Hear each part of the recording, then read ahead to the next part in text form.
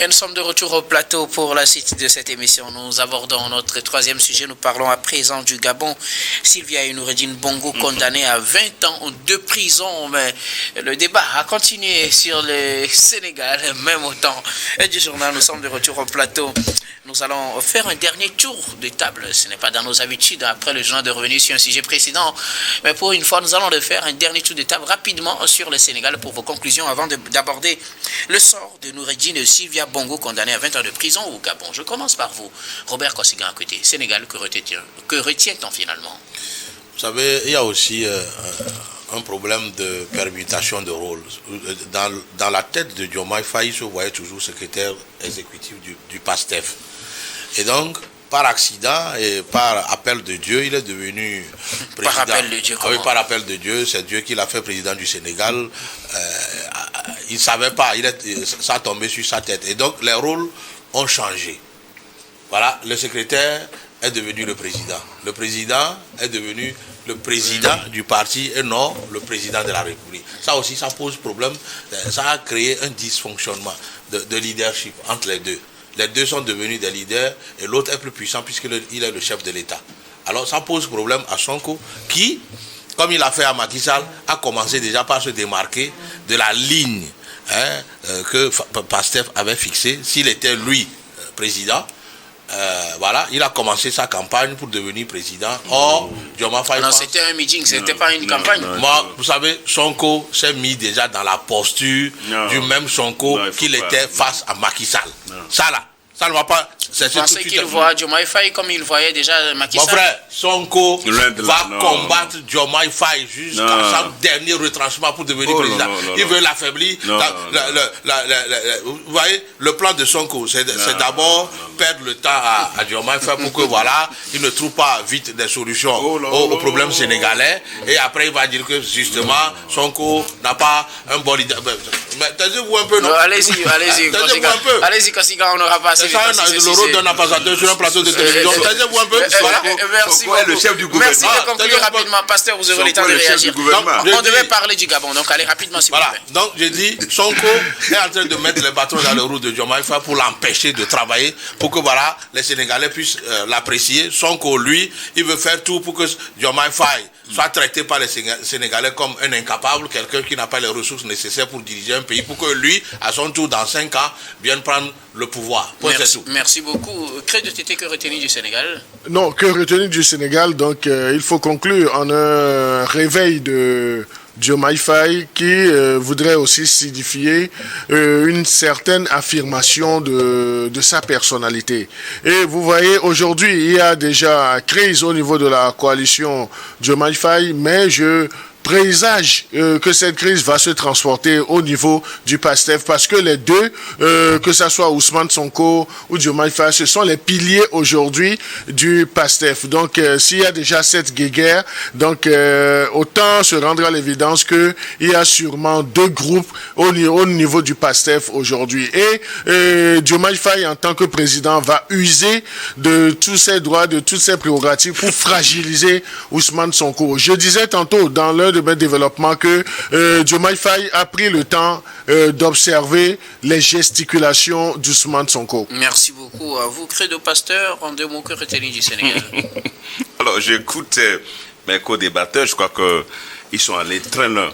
Ils sont allés très loin, en ce sens que aujourd'hui, il y a une situation qui est là, c'est un fait, entre le président et son premier ministre. Alors, ce qu'il faut souhaiter pour le Sénégal, ce que moi je pense, ce que je souhaite, c'est que cette tension-là, cette situation n'exacerbe pas les tensions pour que les deux, ce duo-là, puisse voler en éclats. Donc moi je continue pas à prier pour ces deux. Et une fois, je lance un appel aux autorités, aux leaders religieux à s'investir dans cette affaire au sommet de l'État, parce que le Sénégal, avec ce duo, pourra aller loin. Et il ne faut pas que de leur désunion, l'impérialisme profite. Il ne faut pas que l'impérialisme profite de leur désunion pour pouvoir mettre en difficulté la vision qu'ils ont pour le Sénégal. Donc pour moi, la situation va revenir à la normale entre les deux pour le bonheur du peuple sénégalais. Alors je reste avec vous, pasteur, pour parler à présent du Gabon. Noureddine et Sylvia Bongo sont condamnés à 20 ans de prison avec de fortes sommes à payer. Ils ont été tous les deux condamnés à une amende de 100 millions de francs CFA, ce qui équivaut à 117 000 $. Et aussi Noureddine est condamné à verser 1200 milliards de francs CFA au titre de préjudice financier subi par l'État gabonais. Ils sont accusés d'avoir profité de l'AVC du président Ali Bongo, qui lui n'est pas accusé dans cette affaire. Le président Ali Bongo qui a suivi un AVC en 2018. On accuse sa femme et son fils d'avoir profité de cela pour diriger le Gabon à leur propre profit. Ils sont condamnés donc à 20 ans de prison. Et c'est un procès par contumace en 2 jours. Oui, c'est un procès, il vaut mieux de le rappeler. Moi, je crois que les deux sont condamnés à 20 ans, à 20 ans de réclusion criminelle, pour avoir détourné les fonds de l'État, association de malfaiteurs et autres. Blanchiment de fonds publics. Oui, bien sûr. Et je crois que c'est tout à fait normal. L'argent public, l'argent d'État, l'argent public, l'argent au trésor public doit servir la cause nationale. Mais les deux, Sylvia et Noureddine Bongo, ont tellement abusé de l'état d'incapacité, du président Bongo pour vider les caisses de l'État, pour vider les caisses de l'État. Aujourd'hui, ce n'est que de personnes. Parce que moi, j'ai suivi une partie du procès, j'avoue que je suis tombé des nues. J'ai suivi une partie de ce procès-là, je suis tombé des nues. Pourquoi ? Parce que les sociétés, les biens que la famille Bongo, c'est-à-dire Ali Bongo et Sylvia et Noureddine, mais quand on a commencé par les citer, au Royaume-Uni, en Angleterre, c'est-à-dire au Royaume-Uni, en France, un peu partout, c'est-à-dire, je suis tombé, j'écoute seulement le ministère public. Quand on était en train de... J'ai dit, mais tout ça là, des milliards et des milliards. Je dis que... Et même, il est dit dans une partie, dans une phrase, que Ali Bongo a autant, plus d'argent que les 42 années même de son père. De son père. Donc, cette famille-là, surtout Noureddine et Sylvia ont totalement vidé la caisse du Gabon. Et je crois que c'est une leçon très importante parce que tout ce qui a été sorti du trésor au moment où Ali Bongo était encore en état, était souffrant, c'est de la malhonnêteté de la part de ces deux. Et aujourd'hui, la justice veut se faire... entendre, s'est fait entendre, et cela c'est une bonne chose. Mais au même moment, j'apprends quand même que Noureddine et Sylvia Bongo disent que la justice est au service, que c'est un procès politique. C'est un procès politique. Aujourd'hui, est-ce qu'eux ils peuvent parler du procès politique aujourd'hui? On en a eu par le passé. Les opposants en ont été victimes. Cette justice-là était à leur service. Eux, ils pouvaient prendre le téléphone et appeler un juge et demander qui il faut incarcérer. Et donc, je crois que c'est à juste titre, c'est la route de l'histoire tourne. Est-ce que c'est pas exagéré aussi ces condamnations? Qu'est-ce qui est exagéré? En tout cas, c'est ce qu'ils disent. Qu'est-ce qui est exagéré? Ils veulent qu'on leur donne combien? Qu'on les déclare non coupables, bien sûr. Comment est-ce qu'on peut les déclarer non coupables? Si nous tous, qui sommes des observateurs, des analystes, on sait ce qui s'est passé au temps d'Ali Bongo. L'imitation des signatures, la falsification des signatures. Je crois que tout ça a été relevé. Je crois qu'il mérite. C'est pour l'histoire. Pour moi, c'est pour l'histoire. Il faut le faire pour l'histoire. Et c'est bien mérité selon vous? C'est bien mérité. Merci beaucoup. À vous, pasteur Edo. Robert Kossiga a quitté 20 ans de prison pour Noureddine et Sylvia Bongo avec de fortes sommes à payer en guise de dommages et intérêts pour le Gabon. La condamnation, selon moi, tellement petite. 20 ans de prison, bien sûr. Les deux là doivent être condamnés à réclusion perpétuelle.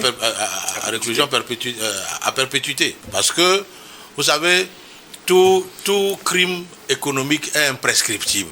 Mais ils ont décimé l'économie gabonaise. Et aujourd'hui, ils sont partis rester dans les pays qui ont hébergé ces sous.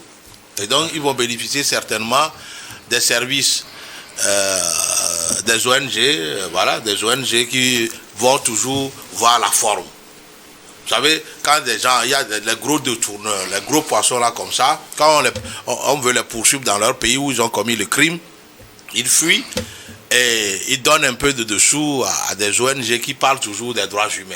Que voilà, ils ont été maltraités, ils ont essayé... Justement, Noureddine a parlé de torture quand ils ont été non, arrêtés. Non, c'est la trouvaille. Non, d'arrestation, bien sûr. C'est la trouvaille.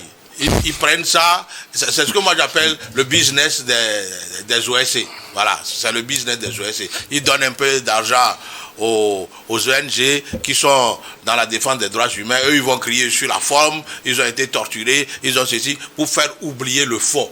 Or, le fond est vraiment tragique. Et maintenant, moi j'accuse personne ne doit être torturé. Écoutez, personne ne doit être torturé, ça c'est la forme. Oui, c'est la forme. Justement, Pasteur dirige un mouvement qui lutte contre quand ils prennent un peu de sous, quand ils défendent alors ces gros poissons là pour dire personne n'est torturé. Non. Est-ce que c'est la forme, le fond, ce qu'ils ont fait les tortures que eux, les tortures, les services corporels qu'ils ont causés pour les Gabonais. Est-ce qu'on peut dire ça sur ce plateau? On est d'accord. Maintenant, quelqu'un ne peut pas voler l'argent d'un État et dire après que voilà, il a été torturé. Il devrait même être calciné. C'est ça l'histoire. Non, il faut être humain. Moi, je dis une seule chose. Le nouveau président gabonais ne devrait pas permettre à ce que les deux filous là soient extirpés du Gabon. Ils devraient être là. Ils bénéficient d'une liberté provisoire. Et ils sont actuellement. Ils ne devraient pas accorder cette ils sont actuellement au liberté provisoire, oui, mais sur le sol gabonais. Sur le sol gabonais. C'était pas une bonne idée de les laisser sortir. Du tout. Il devrait rester. On dit souvent que le criminel revient sur les lieux du crime. Il devrait rester sur le lieu du crime pour goûter un peu. Ce qu'ils ont fait boire aux Gabonais durant des années. Mais ce n'est pas du tout bon. Merci beaucoup. À vous, Robert Pasteur. Nous sommes contre la torture. Sous toutes ces formes. Merci beaucoup à vous, Pasteur. Credo Tété, c'est 20 ans de prison. Finalement, que la justice aura décidé d'imputer à Noureddine et Sylvia Bongo dans cette affaire de détournement de fonds publics avec de fortes amendes à payer à l'appui. Non, 20 ans d'emprisonnement face à ce que le procureur général a qualifié de braquage de la République. Donc, on se demande si les 20 ans n'ont pas été aussi cléments dans une certaine mesure. C'est vrai qu'ils ont été jugés par contumace et à quelques jours même de ce procès, on a vu une communication qui a été développée par Noureddine et puis sa maman parce que l'interview de Noureddine qui disait clairement que eux ils ne vont pas répondre, la justice gabonaise qui dit même en leur présence du moment où il y a la clé de jugement par contumace, ça sera exercé. Donc également cette communication qui est revenue sur l'accord leur ayant permis de quitter Libreville avec la présence de l'agent judiciaire de l'État et puis des procureurs en présence de l'ancien président Omar Bongo et tous Ali Bongo pardon et tous les efforts qui ont été consentis.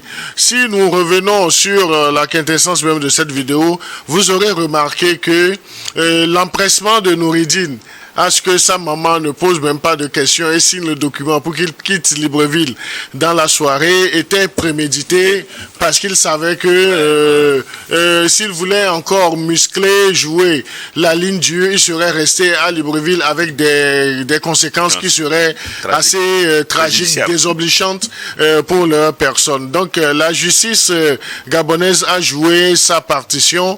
On espère que la sévérité qui a été employée employé sera employé également dans d'autres circonstances lorsque d'autres personnes seraient amenées à braquer la République gabonaise. Merci beaucoup à vous tous pour vos contributions. Nous allons marquer une nouvelle pause, puis on reviendra tout à l'heure pour la dernière partie de cette émission. Dernière partie que nous allons bien évidemment consacrer au Togo.